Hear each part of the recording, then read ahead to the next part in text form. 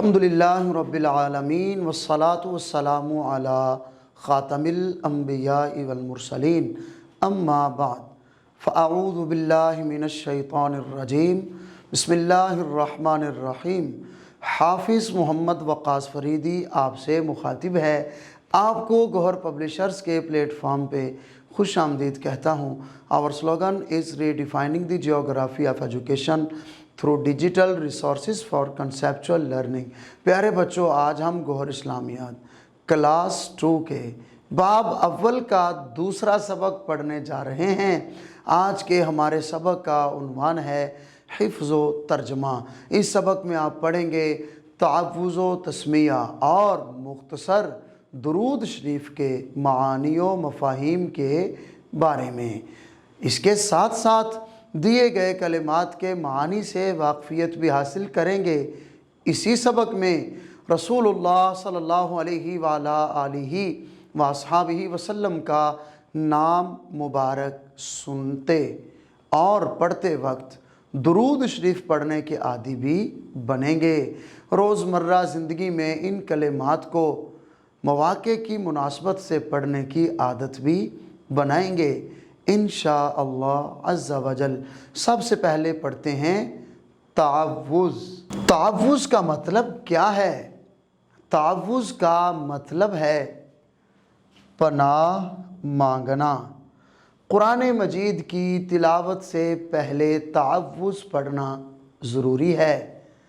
تعوذ کے الفاظ یہ ہیں، آپ بھی میرے ساتھ مل کر پڑھیے گا۔ اعوذ باللہ من الشیطان الرجیم۔ ترجمہ، میں اللہ تعالیٰ کی پناہ مانگتا یا مانگتی ہوں شیطان مردود سے۔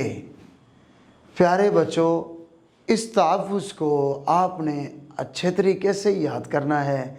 تعوذ کے بعد ہم پڑھتے ہیں تسمیہ۔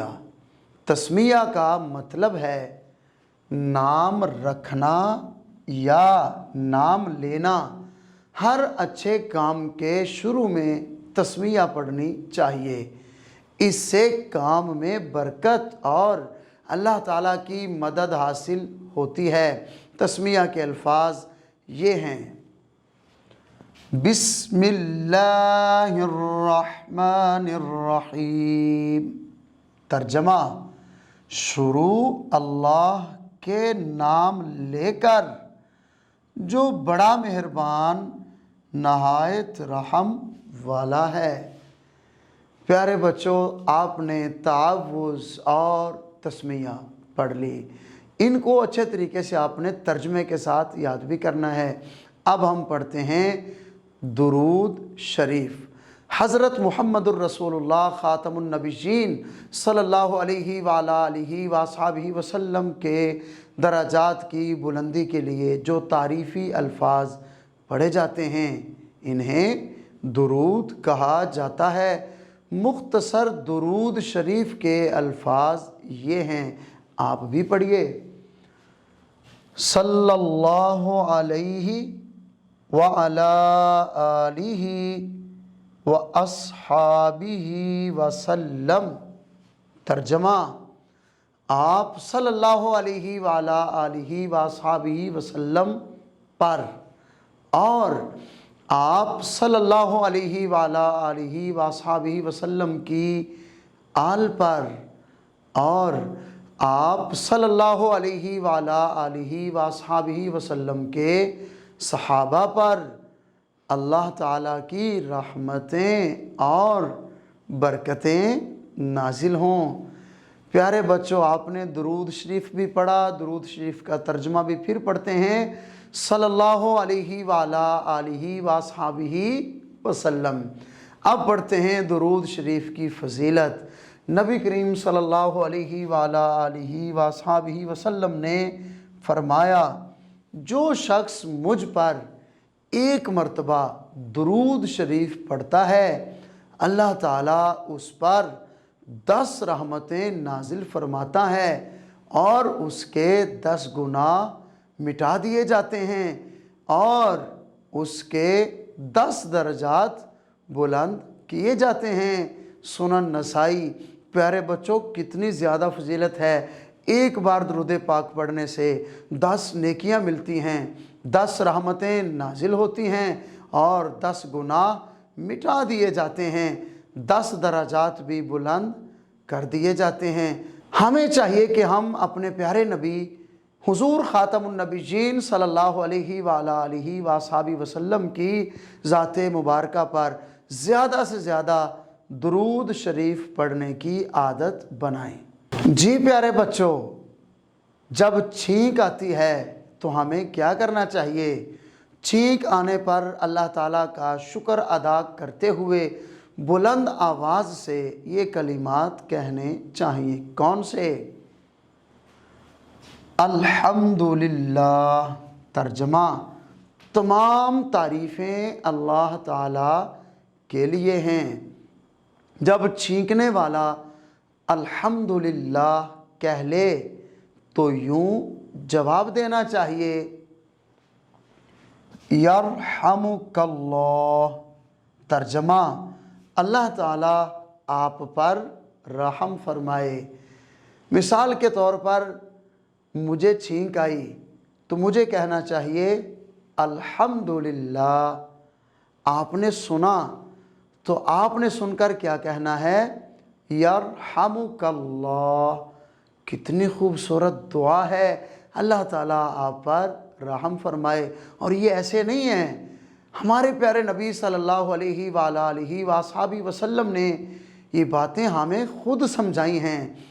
پیارے بچوں، سبق کے آخر میں پڑھتے ہیں اپنے پیارے نبی حضرت محمد الرسول اللہ خاتم النبیین صلی اللہ علیہ وآلہ وصحبہ وسلم کا بڑا خوبصورت فرمان۔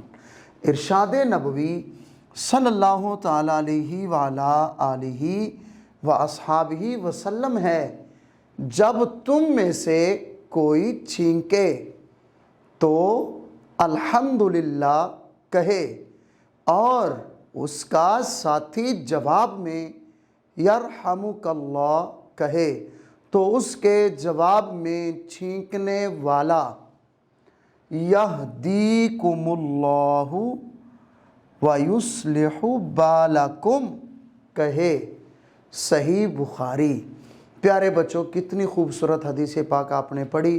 یہ ہمارے پیارے نبی صلی اللہ علیہ وآلہ وصحبہ وسلم نے ہمیں حکم دیا ہے۔ ہمیں چاہیے کہ جب بھی آپ صلی اللہ علیہ وآلہ وصحبہ وسلم کا نام پڑھیں، سنیں یا لکھیں تو درود شریف لازمی پڑھیں اور لکھیں۔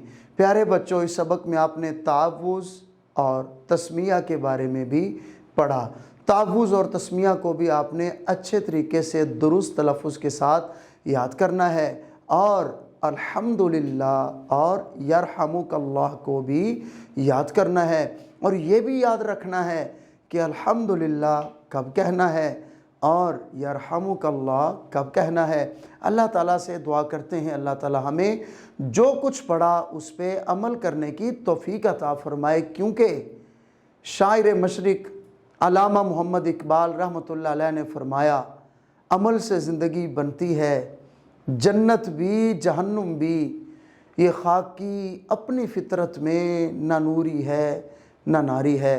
عمل کریں گے تو اللہ تعالیٰ راضی بھی ہوگا اور اللہ تعالیٰ اس پہ اجر بھی عطا فرمائے گا۔ اپنا خیال رکھیے گا، والدین اور اساتذہ کا ادب و احترام کیجیے، اجازت دیجیے، اللہ حافظ۔